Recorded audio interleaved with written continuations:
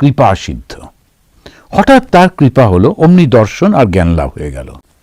যেমন 1000 বছরের অন্ধকার ঘর আলো নিয়ে গেলে এক্ষণে আলো হয়ে যায়, একটু একটু করে তো আর হয় না। যারা সংসারে আছে তাদের সাধন করতে হয়, নির্জনে গিয়ে ব্যাকুল হয়ে তাকে ডাকতে হয়। এখন বিভিন্ন অবস্থার কথা বলছেন। একদল যেমন রাখাল এবং নরেন্দ্র, যারা পরবর্তীকালে স্বামী ব্রহ্মানন্দ, স্বামী বিবেকানন্দ ইত্যাদি, এরা নিত্য সিদ্ধ, এদের সাধন ভজন ইত্যাদি লোকশিক্ষার জন্যে। আর একদল আছে কৃপা সিদ্ধ, তারা ভগবানের কাছে আসতেই ভগবান তাকে কৃপা করছেন, বা তারা মন ডাকছে কিন্তু অতটা না হলেও ভগবানের ইচ্ছা হলো তাকে কৃপা করলেন, এক ঝটকায় সব কিছু হয়ে যাচ্ছে। উদাহরণ দিতে গিয়ে বলছেন যে 1000 বছরের অন্ধকার ঘর আলো নিয়ে গেলে এক্ষণে আলো হয়ে যায়, একটু একটু করে তো আর হয় না।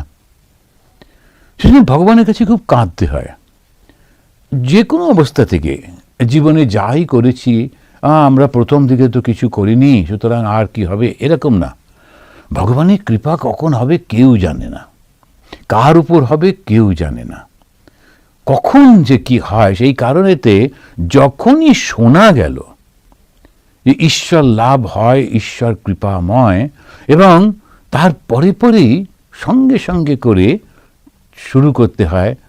একবার যদি বিশ্বাস হলো, তখন আমি আগে কি করেছি না করেছি ওসবগুলো সব ভুলে গিয়ে খুব করে কেঁদে কেঁদে প্রার্থনা করতে হয়। আর যত আমরা শুনেছি এবং পড়েছি যে চোখের জলে যখন ভগবানকে ডাকা হয়, তো সেইটি ভগবান খুব পছন্দ করেন আন্তরিকভাবে। এমনি যারা নাটক থিয়েটার করে কথায় কথায় কেঁদে ফেলতে পারে, সেরকম না। ভগবান যেটা ভীষণভাবে বিরক্তি বোধ করেন সেটা হলো হিপোক্রেসি, যেটা নয় সেটা দেখানো, এটা ভীষণ বিরক্ত বোধ করেন। আর যেটা সবথেকে ভালোবাসেন সেটা হলো সরলভাবে তাকে ডাকা। আমি আগে ভুল করেছি, এখন তুমি আমাকে একটু দেখিয়ে দাও, পথ দেখিয়ে দাও, দেখা দাও, দেখা দাও, দেখা দাও।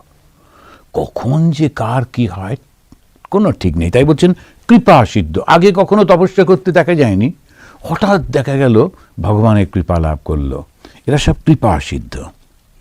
যারা সংসারে আছে তাদের সাধন করতে হয়। সাধনা মানে কি? সাধন করা মানে মনটাকে সংসার থেকে তুলে ঈশ্বরেতে রাখা। বারবার বারবার যত আমি পড়ছি, যত বয়স হচ্ছে, যত দেখছি শুনছি, ততই সেটা অন্য কোনো কিছুই নেই, শুধু সংসার থেকে মনটাকে তুলে ঈশ্বরের চরণে রাখা। কখনো গান করছি, ঈশ্বরের সেই গানের মধ্যে দিয়ে ঈশ্বরের চিন্তাগুলো আসছে। কখনো ধ্যান করছি, কখনো কাজ করছি ঠাকুরের, যখন আমি বাসন মাজছি ভাবছি এই থালাতে করে ঠাকুরকে খেতে দেব, কোনো নোংরা যাতে না থাকে, কোনো গন্ধ যাতে না থাকে, খুব সুন্দর করে ঠাকুরের চিন্তা করছি, ফুল তুলছি, মালা গাচ্ছি। অফিসের কাজ করছি, যখন আমি এটা অফিসে কাজ করছি তখন যে সামনের লোকটি, এরাই তো ঈশ্বর ভগবানের রূপে এসেছেন। এরা যখন যেটা দরকার আমি যেটুকু করতে পারি করে দিলাম, এবং সেটা যেন তাতে ভগবান যেন খুশি হয়। আশ্রমে যেমন আমরা আছি, বিভিন্ন আশ্রমে লোকেরা আসেন, আমাদের কাছে আসেন, সব ঠাকুরের কাছে আসেন। তো সুতরাং আমাদের চলাফেরা, হাব ভাব, কথাবার্তার মধ্যে কখনো যেন কোনো অহংকার প্রকাশ না পায়। যে ভদ্রলোক এলেন, যারা যে গ্রুপ এলো, তারা হয়তো আমাকে ব্যক্তিগতভাবে পছন্দ করে না, হতেই পারে, মানুষের তো জানে না, বুঝতে পারে না, আমার কথাবার্তা ধ্যান ধারণা ওদের পছন্দ হয় না, তো ঠিক আছে, কিন্তু ঠাকুরের কাছে আসছে, আমি খুশি। এই সারাক্ষণ চেষ্টা করে যেতে হয় অহংকারটাকে সরিয়ে রেখে, নিজেকে সরিয়ে রেখে সব সময় ঈশ্বরকে সামনে রাখা। আর ওই চিন্তা, ঈশ্বরের চিন্তা, ঈশ্বরের চিন্তা, ঈশ্বরের চিন্তা, তখন বলছেন ওটা হচ্ছে সাধনা। নির্জনে গিয়ে ব্যাকুল হয়ে তাকে ডাকতে হয়। এই কথাটা ঠাকুর খুবই বলেন, কারণ নির্জনে ব্যাকুল হয়ে ডাকলে তখন একটা অদ্ভুত ফিলিং আসে, কেমন একটা অন্য রকম হয়ে যায় মনটা। যারা যারা অভ্যাস করেছেন আপনারা জানেন যে, কিন্তু মনে রাখতে হবে যে আমি কারোর সঙ্গে কথা বলতে পারি না, কথা বলি না, সবসময় কাউকে দেখলেই বিরক্ত, ওটা কিন্তু ঈশ্বর ধর্ম লাভের সেটা লক্ষণ নয়। ধর্মলাভের লক্ষণ সবার সঙ্গে সুন্দরভাবে সে মেলামেশা করতে পারে, অনেকে কথা বলতে অতটা পারে না, ঠিক আছে, কিন্তু সে কথাবার্তা শুনতে ভালোবাসে। আমাদের একজন ব্রহ্মচারী ছিলেন, ওই সারাক্ষণ কোনো জায়গায় সবাই বসে গল্প করছে, ও এসে পাশে বসে খুব কথা হলে খুব হাসতো, খুব আনন্দ করতো, কিন্তু নিজে কিছু বলতে পারতো না, বা ওরকম অভ্যাস নেই। তো এই জিনিসটি একটু মনে রাখতে হয়। অনেক সময় আমরা ভুল করে ফেলি যে খুবই নর্মাল একটা ব্যাপার, ভগবানের কাছে আমরা যাচ্ছি, অ্যাবনর্মাল কিছু নেই, কিন্তু মাঝে মাঝে একলা একলা খুব করে ভগবানের কাছে কাঁদতে হয়, ডাকতে হয়। চৌধুরীর প্রতি পাণ্ডিত্য দ্বারা তাকে পাওয়া যায় না। এই নানা রকম ভাবে যে আমরা পড়াশুনো করেছি, বিভিন্ন কোটেশন বলছি, তাকে বিভিন্ন সুন্দর ব্যাখ্যা করছি, তো এই পাণ্ডিত্য দ্বারা তাকে কিন্তু পাওয়া যায় না।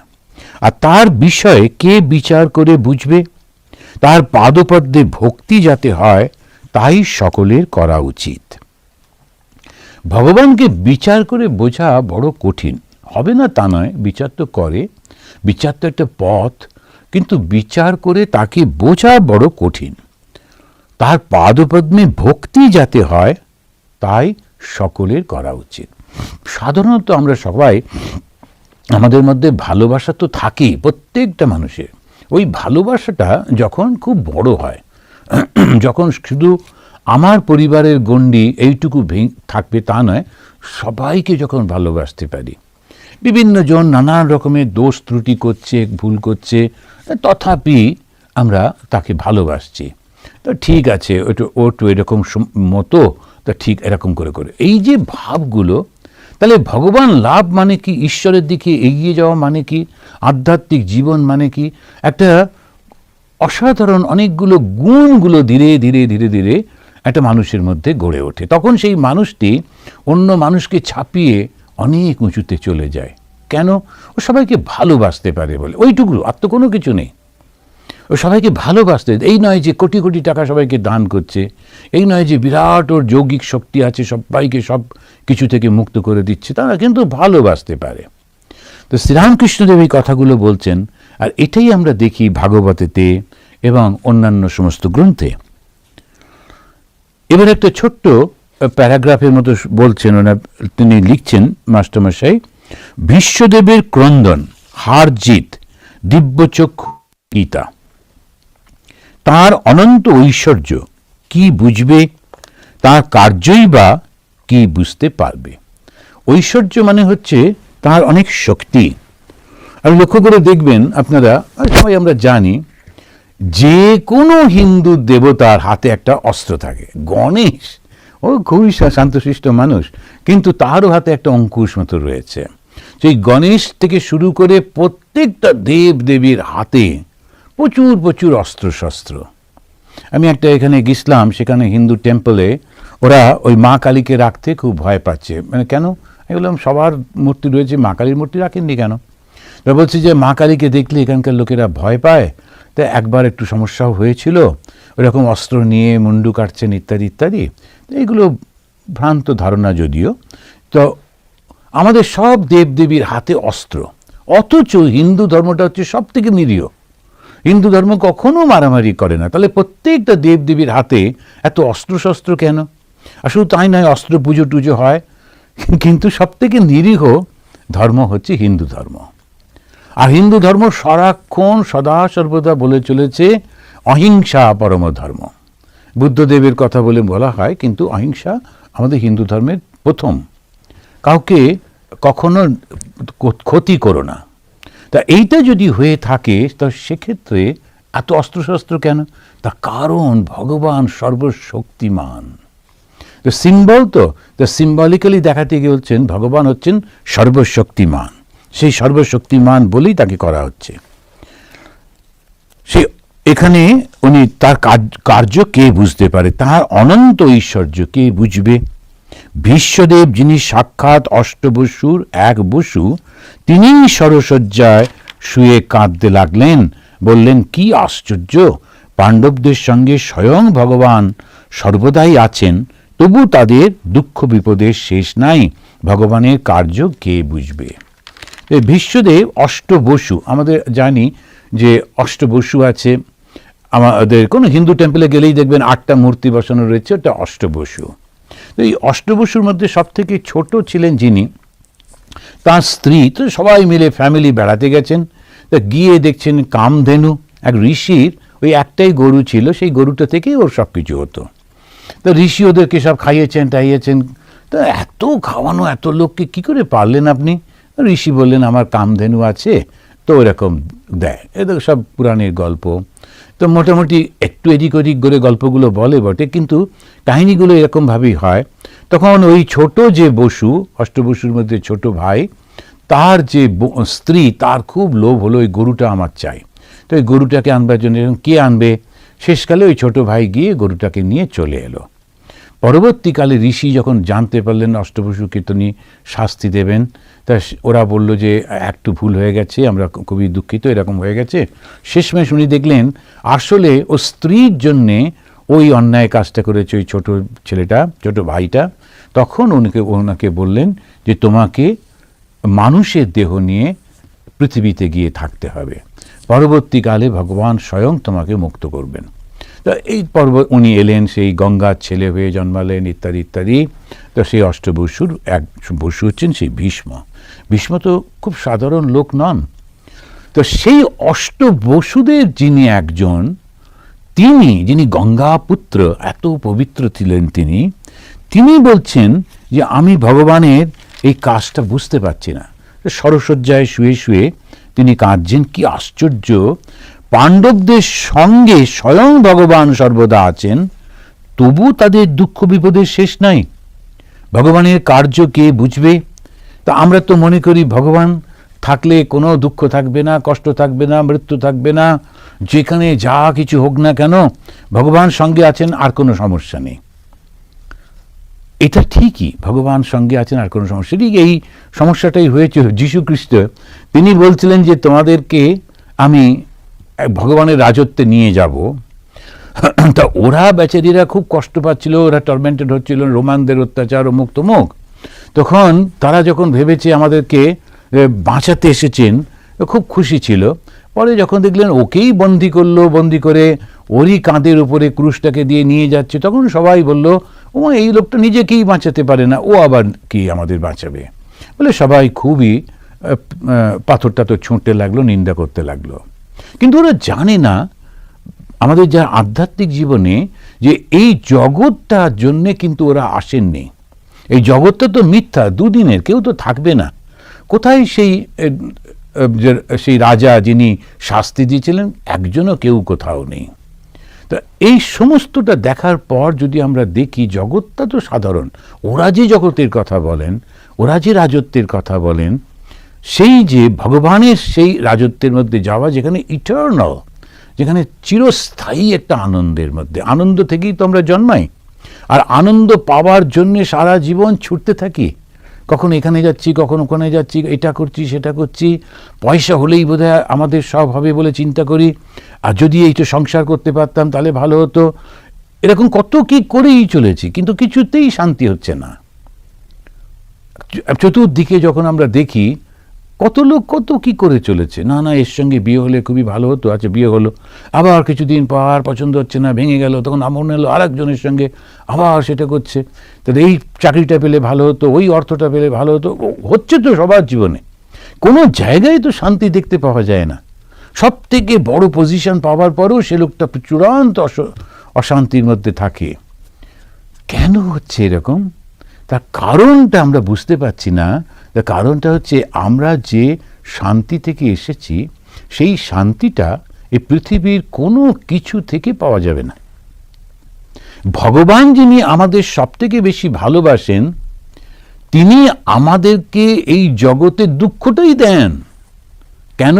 যাতে ভুল করে এই জগৎটাকে আপন করে না ফেলি, এই ভুল করে জগৎটার মধ্যে ঢুকে না পড়ি, জগৎটার জন্য একেবারে প্রাণপণ না করি। ওই জন্যই তো, সেই কারণতে কুন্তী খুব সুন্দর প্রার্থনা করেছিলেন, বলেছিলেন ঠাকুর তুমি কিন্তু আমাকে কখনো এমন সুখ দিও না যাতে আমি তোমায় ভুলে যাই, বরং দুঃখটাই দিও, তাতে আমার সুবিধে হবে, আমি সবসময় তোমাকে ডাকবো, তোমাকে প্রার্থনা করতে পারবো।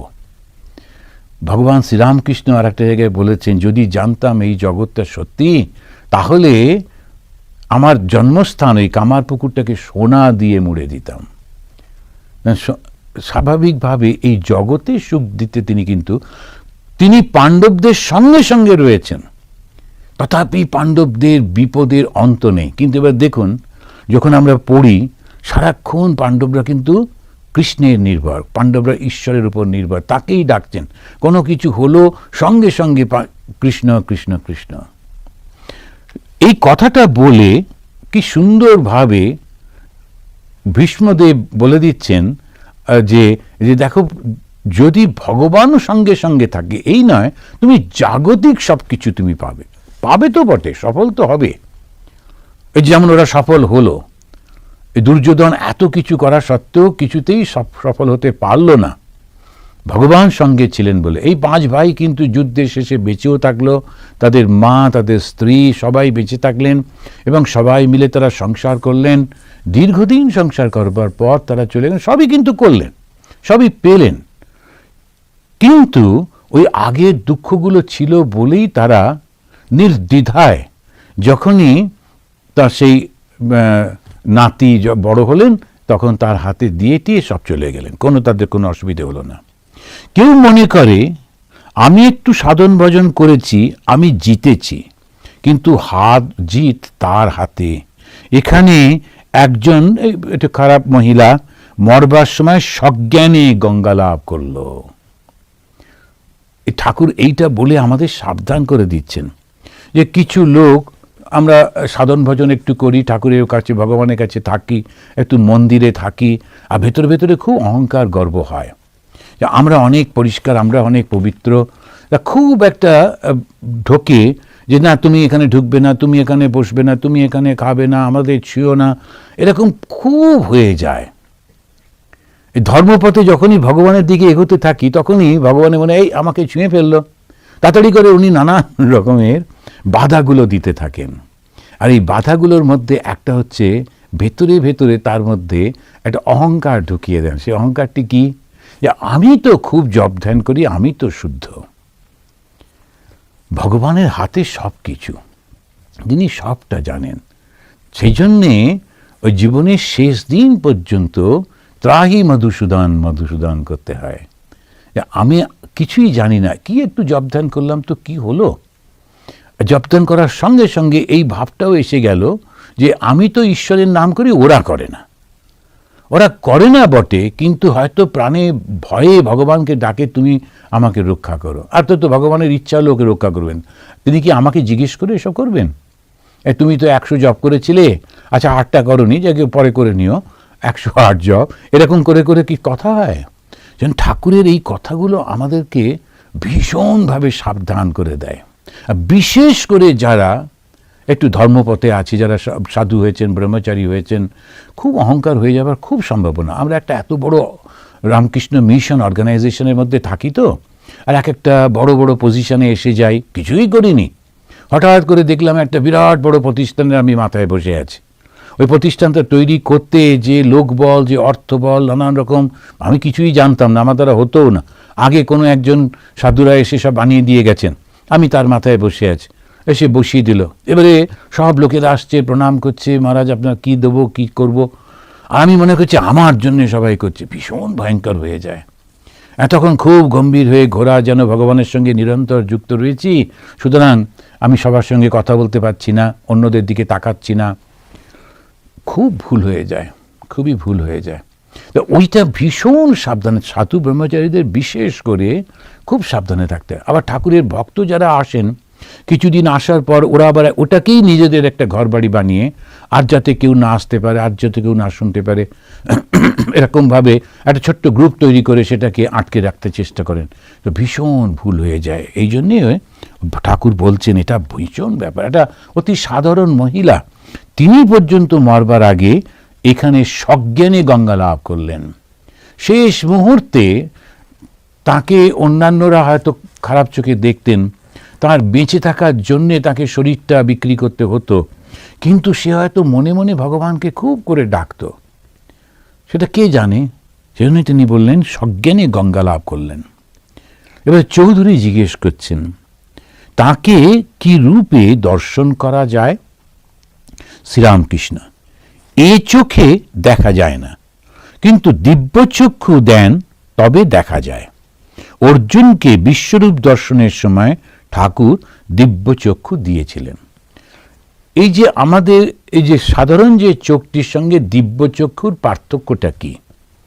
আমরা যখন এই চোখটা, আমরা এই চোখ দিয়ে তাকে দেখতে পাই না, কিন্তু দিব্যচক্ষু দেন, তার মানে আমাদের চোখের যে সিস্টেমটা দেখার, ওটা তো একই থাকে। অর্জুনের কি নতুন করে চোখ দেওয়া হয়েছিল? বা যখন ভগবান শ্রীরামকৃষ্ণ শ্রী মা কালীকে দেখলেন নতুন কোনো চোখ বসানো হলো? তা তো নয়। দিব্যচক্ষু মানে কি? মনের চিন্তাটা পাল্টে যায়। যখন আমরা চিন্তা করছি এই জগতের, তখন সেইটা আমাদের এই সাধারণ চোখ দিয়ে দেখছি। চোখটা তো একটা ইনস্ট্রুমেন্ট, কিন্তু দেখছে তো সেই আমাদের মনটা। এখন এই মনটা যখন পাল্টে গেল, মনটা মানে সেই চিন্তাটা পাল্টে গেল, ভাবনাটা পাল্টে গেল, যখন আমি এই ভাবটাই থাকলো না, তখন কি থাকে? যা থাকে যে দেখেছে সেই বোঝে। ওটা এত সাবজেক্টিভ, এত একেবারে নিজের থেকে অনুভব করতে হয়, অনুভবের দ্বারা সেটা বুঝতে পারা যায়। যেমন ভাগবতে বলছেন মুখ আস্বাদনবৎ। আমাদের নারদ ভক্তি সূত্রে বলছেন, যখন ভগবানের প্রতি ভালোবাসাটা আসে, সেই ভালোবাসাটা এত ভালোবাসা হয়, তো কিরকম আনন্দ হয় ভেতরে। তখন বলছেন মুখ ও আস্বাদনবৎ। একটা অদ্ভুত শব্দ ব্যবহার করলেন। মুখ মানে যারা কথা বলতে পারে না, তো সে তো কথা বলতে পারে না, তার আনন্দটা প্রকাশ করতে পারছে না, বলতে পারছে না, কিন্তু তার চোখে, মুখে, শরীরের মধ্যে আনন্দটা একেবারে ফেটে পড়ছে, ভেতরের আনন্দটা ওইভাবে।